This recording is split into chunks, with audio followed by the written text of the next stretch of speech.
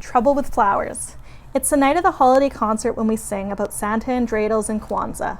The best part is getting a new dress. I stand in front of the mirror looking at my dress and my first shoes with heels on them. Thinking about the shopping day I had with my mom, we even went to AC Peterson's for lunch. I like how she stayed with me in a booth instead of having to go wait on other people. I love to sing, but I don't like our music teacher, Mrs. Muldoon. Max calls her Minefield Muldoon because you never can tell when she'll blow up over something. Oliver calls her that too, but he acts out by leaping into the air and yelling, "Muldoon!" And he lands on the floor and rolls. He doesn't stop though. He goes from a roll onto his feet, like a cat in a cartoon. Shay is making fun of Albert because his clothes don't fit. "What's with the pants, Albert?" she says. "Didn't you get that outfit in the 3rd grade?" Keisha whips around fast. "Why do you always try to pull people down?" she asks. "Because some people deserve it, that's why," Shay answers. "Deserve to be pulled down, really?" Keisha asks. Albert straightens his tie, which is the only part of his outfit that fits. He's even wearing his sneakers with the backs cut out. "You know," he says, "logically if a person was to pull another down, it would mean that he or she is already below that person." Keisha lets out a laugh so loud that Mrs. Muldoon shoots her a look. Keisha covers her mouth and tries to squelch the sound.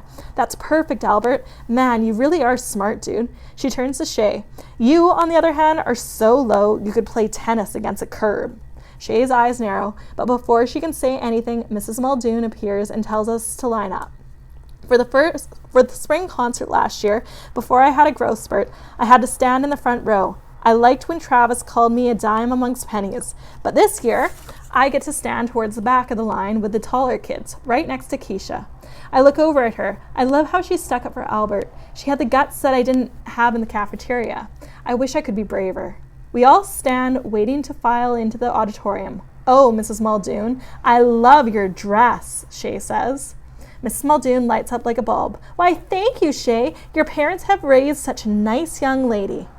"Oh, thank you so much, Mrs. Muldoon," Shay smiles, but when she turns away towards Jessica, she rolls her eyes and she keeps glaring at Kesha. I decide I won't think about how mad she makes me, and I think instead about how all the girls get to carry a bouquet of flowers. That's the good news. The bad news is that they have been donated by Jessica's father, the florist. It's nice of him, but Jessica hasn't stopped bragging about it. Mrs. Muldoon walks down the line handing out the most beautiful bouquets I've ever seen, like the ones that brides carry. Dark red ribbons that wind around the stems like a barbershop light pole. Ribbons dangle from the bottom too. She hands my bunch to me and I smile thinking of how much my mom will love to see me with them. Keisha leans in to smell them and runs her fingers over the tops of the flowers. Then one of the white buds falls off and bounces off the top of her shiny black shoe. "Mrs. Muldoon, is there a second? What do you think you are doing?" Mrs. Muldoon grabs the flowers from Kesha's hands. Kesha looks up. "No, please, I didn't mean..." "These flowers are a gift, and if that's how you're going to treat a gift, with a complete lack of disrespect and gratitude, then you, Keisha Allman, will be the only girl without flowers." "But, Mrs. Muldoon," Keisha says, "I really didn't..." Mrs. Muldoon holds up her hand like she's stopping traffic. "I don't want to hear it. You will have no flowers, and perhaps you'll remember in the future how a lady behaves." "See," Shay says to Jessica, "people do get what they deserve." I stand behind Kesha, and I wish I could see her face. I wait for her to say something back, but Kesha doesn't say anything. Although I can't see her cry, I hear her sniff and see her brush her cheek with her fingertips. And I watch a mind movie of me being the only girl without flowers marching in to see all the parents. And the look on my mom's face, how she'd be the only sad parent in the sea of smiling ones, and how I'd feel like I was less than everyone else.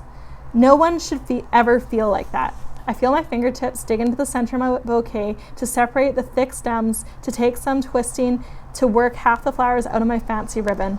But I put some muscle into it. Stems crack and leaves and petals fall, spinning into the air, landing all around my shiny new shoes. Mrs. Muldoon has turned around to stare. Her mouth is open wide enough for the birds to build a nest in.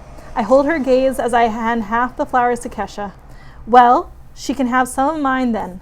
In the end, neither of us had flowers when we walked into the auditorium, but we had bigger smiles than anyone else.